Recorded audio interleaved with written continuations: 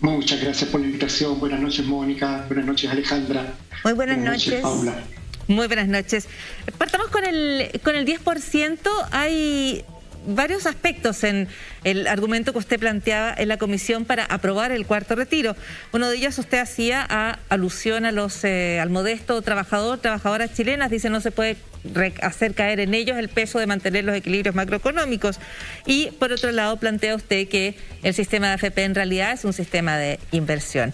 Son dos argumentos ligeramente distintos porque en una de las cuestiones que se han planteado desde lo técnico y desde el Banco Central, sin más menos, se está haciendo ver que la inflación, el aumento en los precios de los bienes, de aquello que se compra y que las personas más pobres compran con prácticamente todos sus recursos, es una merma para los modestos trabajadores a quienes usted hacía alusión. Y por otro lado se ha planteado la idea de que aquí no se está buscando apoyar a las personas solo con un retiro de efectivo, sino que también horadar el sistema de AFP. ¿Con cuál de los dos argumentos usted se queda, diputada? ¿Cuál le parece más importante en esta discusión? Lo que pasa es que, bueno, la discusión en la Comisión de Constitución fue bastante dura, porque normalmente cuando se produce este tipo de discusiones no se expresa realmente lo que hay detrás de la defensa de una posición u otra. Porque se quiere hacer creer al país que las opiniones de los economistas, muy destacados todos ellos, de todos los sectores políticos todos ellos, son ciencia pura y dura. Sin embargo, la economía es una ciencia social, no es matemática, no es física.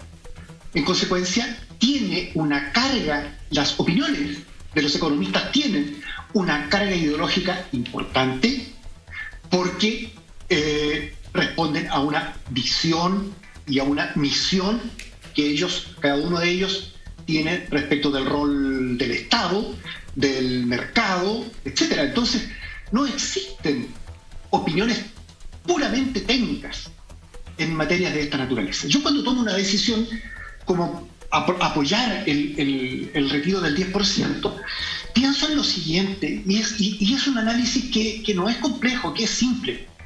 ¿Qué es mejor para la gente que represento? ¿Qué es mejor para el país? ¿Que vote a favor o que vote en contra? ¿Qué es mejor para la democracia? ¿Que vote a favor o que vote en contra?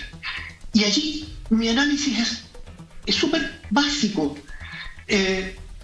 Yo recibo a diario expresiones de personas angustiadísimas y no solo personas de escasos recursos, personas que se atribuyen pertenecer a la clase media, incluso profesionales, angustiadísimos porque tienen que financiar una intervención quirúrgica y no tienen los recursos y que el sistema no se los da, porque tienen que comprar una prótesis, porque no les alcanza para los medicamentos, porque su inseguridad laboral es creciente y porque todo esto se da en un contexto de pandemia en que 40.000 chilenos han muerto durante el último año y medio. Y digo, yo puedo ayudar a resolver el problema, permitiendo que retiren el 10% de los fondos previsionales. ¿Es así? Voto en contra. ¿Cuál es el riesgo? Lo primero es que esas personas van a seguir viviendo en la angustia.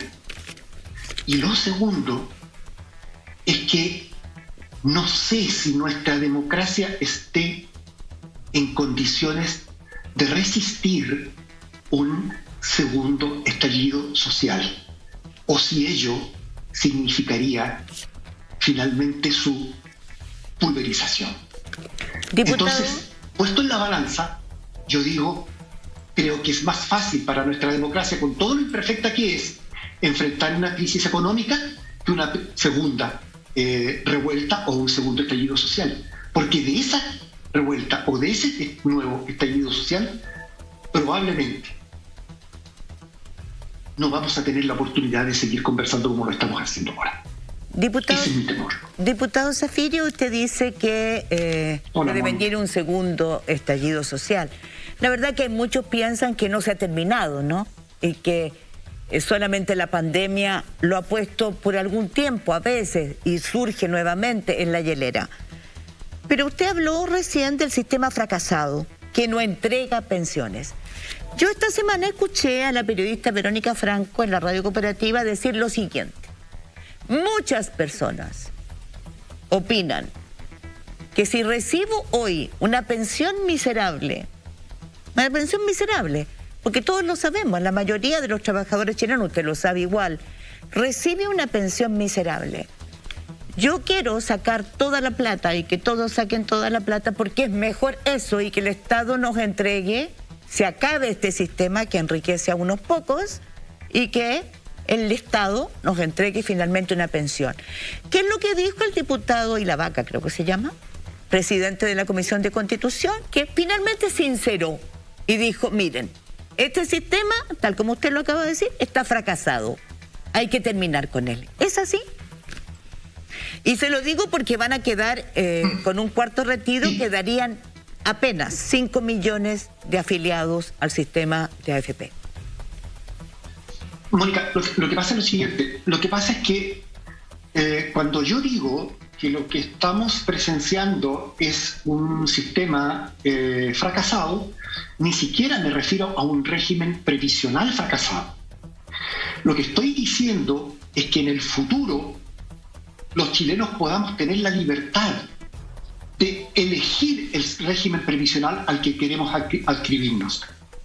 Si permanecer en este o permanecer en uno que permita aportes empresariales, aportes del trabajador y aportes fiscales según una franja dependiendo de los ingresos de cada trabajador y del aporte que haga el sistema, que incorpore elementos propios de la solidaridad y elementos propios del ahorro individual. Esa opción, Mónica, nosotros no la tuvimos.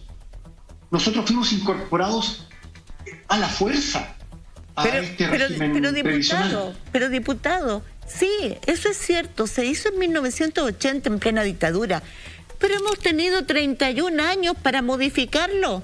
No tenemos sistema previsional. Es que me encantaría que usted le dijera a la gente que nos está escuchando hoy día, ¿cuál es la razón de fondo por la cual ha sido imposible cambiar un sistema que no es de verdad un sistema previsional? Mónica, la razón es muy clara. Ningún gobierno, y quiero ser muy categórico en eso, ningún gobierno ha querido tocar el régimen previsional. De otra forma no se explica por qué el Estado de Chile todavía debe financiar prácticamente el 80% de las pensiones de los miembros de las Fuerzas Armadas a través de la Caja de Previsión de la Defensa Nacional. Todavía Chile, nosotros, cada uno de nosotros, con nuestros impuestos, financiamos pensiones de personas que trabajan durante 30 años, es decir, que a los 50 años están jubilados. Y no son pensiones precisamente de 170.000 pesos. Son muchísimo más altas.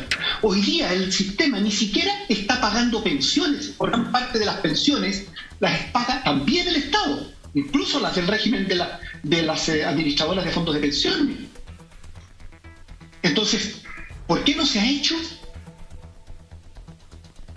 Porque simplemente no ha habido voluntad política para hacerlo, de parte de nadie. Como no ha habido voluntad política para cambiar muchos de los sistemas, y que es lo que ha generado, de alguna manera, este estallido que nos golpea la conciencia, el rostro, y que nos obliga a mirar el futuro del país desde una óptica absolutamente distinta.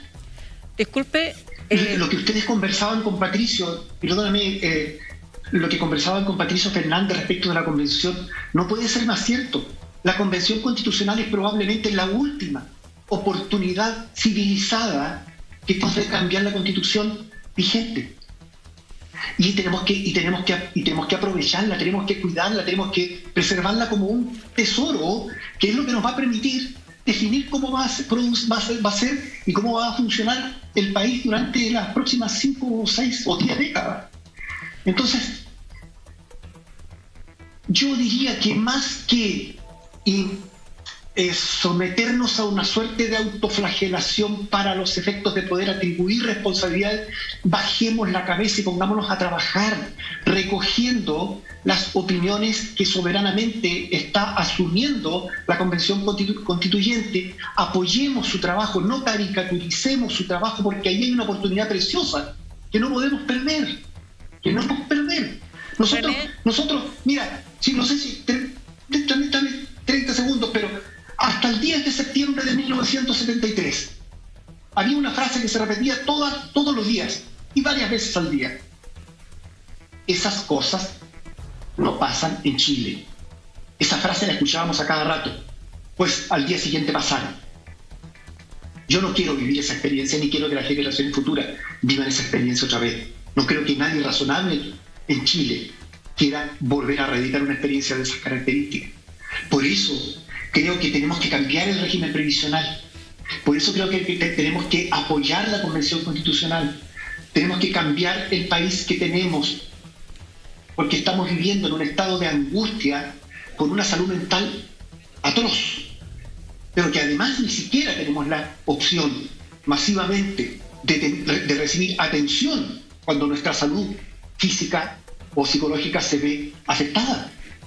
René, hay una discusión en la discusión previsional, pero me parece a mí que aquí los economistas están en un carril que como periodista escuché varias veces durante la transición, y no solamente a propósito de los dineros disponibles, en este caso de sacar los ahorros previsionales, sino que, por ejemplo, recuerdo muy nítidamente cuando subió el precio del cobre y se creó un fondo en el extranjero, porque el argumento es que si esos dineros se traían a Chile iban a provocar un recalentamiento de la economía y por lo tanto inflación.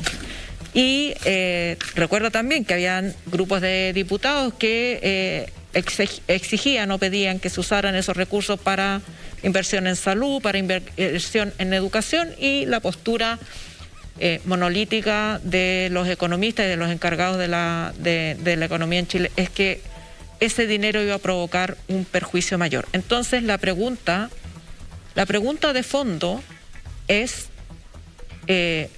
siguiendo su línea de argumentación, es que en Chile entonces nunca vamos a poder subir los sueldos, nunca vamos a poder invertir en salud ni educación, porque eso va a ser perjudicial para la economía. Entendiendo que el riesgo de la inflación, por supuesto que es un riesgo que hay que controlar, porque cuando suben los precios de las cosas, los que la pasan peor son los trabajadores. Pero también, en este caso, no es la inflación de los 60 y 70 en que se emitía más dinero del que había, sino que parece que el problema es la abundancia de recursos, y que esa abundancia de recursos no se puede redistribuir sino a costa de perjudicar la economía. ¿Qué clase de economía o cómo se podría solucionar este problema, digamos, de que la gente con toda justicia aspira a tener mejores sueldos el día de mañana, no por el retiro, sino que por fruto de su trabajo, tener mejores sueldos, y el sistema siempre le va a estar diciendo no, porque si le subo el sueldo se recalienta la economía y no lo podemos hacer? Alejandra, mira,